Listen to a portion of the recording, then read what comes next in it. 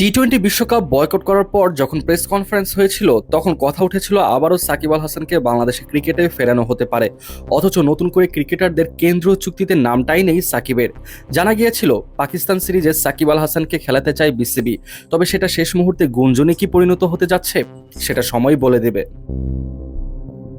এদিকে আবার ভালো পারফর্ম করেও কেন্দ্রীয় চুক্তিতে নাম লেখাতে পারেননি সাইফুদ্দিনের নাম দেখতে না পেয়ে বেশ অবাক তার ভক্তরা। ওদিকে কেন্দ্রীয় চুক্তিতে মুস্তাফিজুর রহমানের থেকেও বেশি স্যালারি পাবেন মেহেদী হাসান মিরাজ।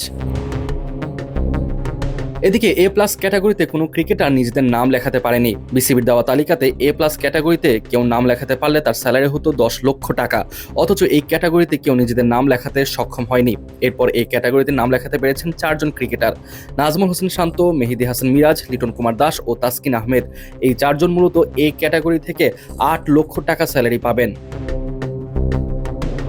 বি ক্যাটাগরিতে সবার আগে নাম লিখিয়েছেন পঞ্চপাণ্ডবদের মধ্যে বর্তমানে একমাত্র প্রতিনিধিত্বকারী মুশফিকুর রহিম। এই ক্যাটাগরিতে প্রত্যেক খেলোয়াড়কে 6 লক্ষ টাকা স্যালারি দেওয়া হবে।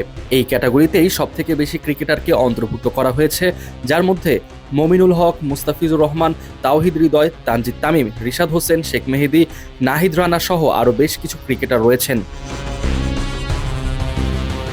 এরপর সি ক্যাটাগরিতে মোট 6 জন ক্রিকেটার নিজেদের নাম লিখিয়েছেন। এই ক্যাটাগরি থেকে ক্রিকেটাররা স্যালারি পাবেন 4 লাখ টাকা করে। আর এখানে নাম লিখিয়েছেন সৌম্য সরকার, জাকের আলী অনিক, শরীফুল ইসলাম, তানজিম সাকিব, নাসুম আহমেদ ও খালেদ আহমেদ। আর সর্বশেষ ডি ক্যাটাগরিতে নাম লিখিয়েছেন মোট 7 জন ক্রিকেটার। তারা স্যালারি ভিত্তিক 2 লক্ষ টাকা পাবেন। আর এই তালিকাতে আছেন সাইফ হাসান, পারভেজ হোসেন ইমন, তানভীর ইসলাম, নাইম হাসান, হাসান মুরাদ, শামীম হোসেন এবং নুরুল হাসান সোহান।